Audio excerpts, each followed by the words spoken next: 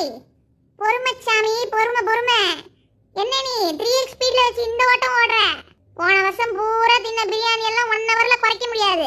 கடைசியில தொட வீங்கி போய் பாத்ரூம் சீட்ல உட்கார முடியாம குண்டக்க மண்டக்க போயிடும். எம்புட்டு பேரடா கிளம்பிட்டீங்க இந்த மாதிரி? இந்த மூஞ்சியெல்லாம் நான் ஜிம்ல பார்த்ததே இல்லையேடா. கால் வலிக்குதுன்னா அதெல்லாம் திங்கிறதுக்கு முன்னாடி யோசிச்சிருக்கணும். எக்ஸ்ட்ரா சீஸ் தின்னல, ஓடுடி ஓடு. ஏம்மா நீ ஜிம்முக்கு உடம்ப குறைக்க வந்தியா இல்ல போட்டோ பிடிக்க வந்தியா? அந்த கண்ணாடியை விட்டுட்டு இங்க சத்த வந்து ஓடு. நான் கேமரா எடுத்துட்டு வந்துட வேண்டியது. நம்ம பீஸா பையன் இருக்காப்ல, அவன் என்கிட்ட வந்து அழுக, அண்ணே பாருங்கண்ணே என்ன யாருமே சாப்பிட்றது இல்லைன்னு. அதான் நான் சொன்னேன், டேய் வெயிட் பண்ணுடா, எல்லாம் ஒரு வாரத்துக்கு தான், அப்புறம் எவனும் இங்க வரமாட்டான், எல்லாம் அங்கதான்.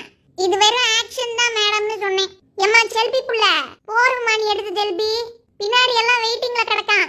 வேர்க்குதுல்ல, காதுல ஹெட்போன் போட தெரியுது, தொடைக்கு ஒரு துண்டு எடுத்துட்டு வரலாம்ல. அடுத்து பின்னாடி ஒருத்தன் கிடக்கான் செடி தலையன், அவன் குளிச்சானே தெரியல. எவனும் ஜாக்ஸ் வைக்கல. எல்லாம் போன வருஷம் ஜிம்முக்கு போட்டீங்களே அதே சாக்ஸ் தான் போட்டிருக்கீங்க. ஒரே கப்புடா. ஏன்டா இப்படி என்ன சாவடிக்கிறீங்க? அண்ணே ட்ரெயினர் அண்ணே, நீங்க பர்சனல் ட்ரைனிங் பண்ணது போறோம், அந்த பிள்ளைய நடக்க விடுங்க. இன்னைக்கு வந்த பூரா பயலுகளையும் நான் ஒரு வாரத்துக்கு அப்புறம் பார்க்க மாட்டேன்.